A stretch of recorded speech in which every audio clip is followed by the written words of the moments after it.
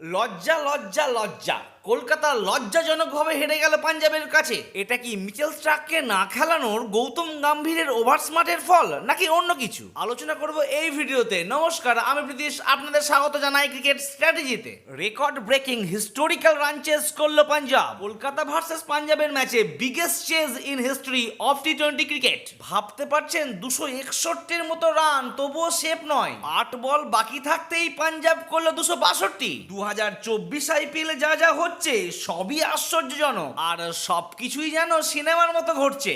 আর অনেকেই যেন বলছে সেভ দ্য বোলার। চলুন এবার জানা যাক কলকাতা ভার্সেস পাঞ্জাবের ম্যাচে কি কি ঘটলো। তার আগে ভিডিওটি লাইক আর চ্যানেলটি সাবস্ক্রাইব করে দিন। ইতিহাস গড়ল পাঞ্জাব, তার কারণ কলকাতা 261 রান করা সত্ত্বেও পাঞ্জাব কিংস 8 উইকেটে তাদের হারিয়ে দিল। দুর্দান্ত খেলেছিল ফিল সল্ট আর সুনীল নারিন, আর এই ওপেনারদের যোগ্য জবাব দিল পাঞ্জাবের দুই ওপেনার জনি বেস্টো এবং প্রভ সিমরন সিং। তার সাথে চোখ ধাঁধানো ইনিংস খেললেন শশাঙ্ক সিং, তিনি করলেন 28 বলে 68। জনি বেস্টো 48 বলে 108 করে প্লেয়ার অফ দ্য ম্যাচ হয়ে যায়। এই ম্যাচটিতে টোটাল 6-এরও রেকর্ড করলো। 42টি 6 মারা হয়েছে এই ম্যাচে, যা আজ পর্যন্ত কোনো টি-20 ম্যাচে হয়নি। কলকাতা 18টি আর পাঞ্জাব 24টি। রেকর্ডের শেষ নেই। পাঞ্জাব জিতে যাওয়ায় পয়েন্ট টেবিলের সেরকম বড়সড় কোনো পরিবর্তন হয়নি, কিন্তু যারা 5 বা 6 বা 7-এ রয়েছে তাদের 4-এ ঢোকার রাস্তা কিন্তু শক্ত করে দিল। তবে হ্যাঁ, আমার মনে হয় মিচেল স্টার্ক যদি আজ খেলতো